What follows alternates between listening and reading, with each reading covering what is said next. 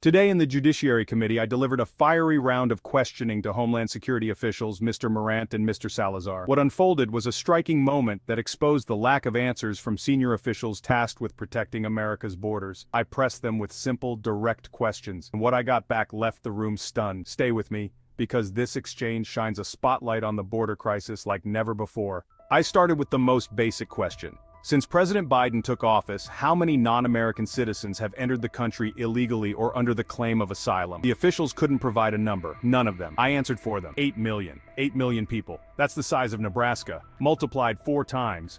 And when I asked how many of those were children, silence again. No answers. If you think Americans deserve straight facts, not political spin, hit that like button right now. Thank you, Mr. Chairman. Mr. Morant, since President Biden's been president, how many non-American citizens have come into our country illegally or on the basis of a claim of asylum? Thank you, Senator. HSI, as an investigative agency, is... Do you know the number? No, Senator. You're a senior member of Homeland Security, are you not? That's correct. Does anybody know the number? None of you know the number. Try 8 million. Now, of that 8 million, how many were children, Mr. Morant? I don't have that number, Senator. You don't know. Does anybody know? None of you know. Isn't that special? Let's assume half, okay? 8 million is 4 Nebraskas, right?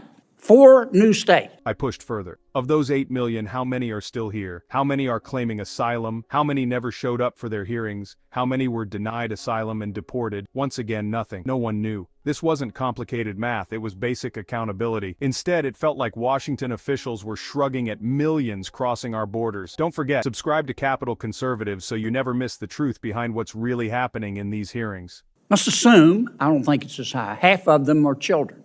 How many of those 8 million people are still here? Do any of you know? Okay. How many of those 8 million are claiming asylum? You don't know? How many of them claim asylum and don't show up for their hearing? Nobody knows? How many of them claim asylum, don't show up for the hearing, and President Biden has deported them? You don't know? How many of them have claimed asylum, shown up for their asylum hearing, and been denied asylum and been deported? You don't know. How many of them were from Mexico? You don't know. Segment 3. Where are they coming from? When I asked about origins, the officials admitted that 30% came from Mexico. That means 70%, the overwhelming majority, came from other countries. So why don't we implement a safe third country policy? That's a common sense asylum rule. You must seek asylum in the first safe country you pass through. By doing that, we could cut illegal entries by over 5 million overnight. The answer? More dodging, more excuses, no action.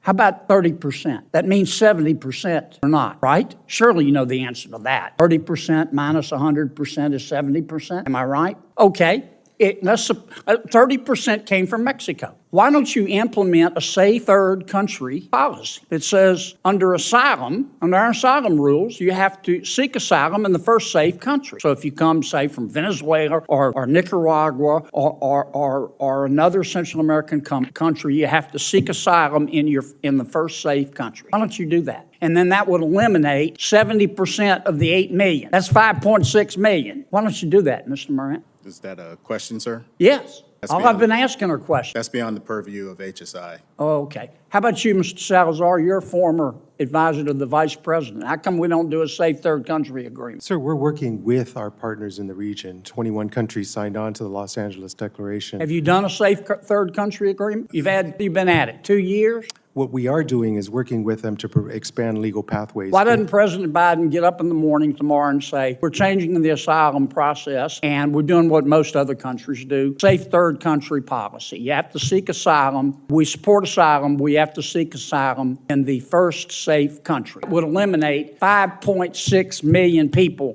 Boom, done, coming into our country illegally, wouldn't it? Sir, I just want to point out Washington. Wouldn't it? It would, sir, but there are activities underway. Segment 4. Open borders or incompetence. At this point, the truth was obvious. Either the administration openly supports open borders, or the people in charge of immigration aren't qualified to manage a food truck. And let's be real, nobody is that incompetent. I asked again, Do you believe in open borders? Their response: word games, evasion. Meanwhile, millions flood across while Washington shrugs. Drop a comment below. Do you believe the Biden administration wants open borders, or are they simply incompetent? Let's get this debate started. Ask you this because I'm going to run out of time. President Biden and all of you believe in open borders, don't you? Don't you? I mean, I ask really basic questions. I don't mean any disrespect. I appreciate you being here. And I know you all love our country as we all do. But I believe in straight answers. I like straight answers and breakfast food. And there are only two possibilities here. Either President Biden and his team believe in open borders, or the people that the president has put in charge of the immigration policy of this country are not qualified to manage a food truck. And nobody's that incompetent. You folks believe in open borders, don't you? Sir, I think we believe in secure borders. You believe in then you don't even know how, well, I'm going to take 30 more seconds. You don't even know how many people have come in illegally since President Biden has been president? You're a former senior advisor to the Vice President of the United States, Mr. Salazar, and you can't even give me a number?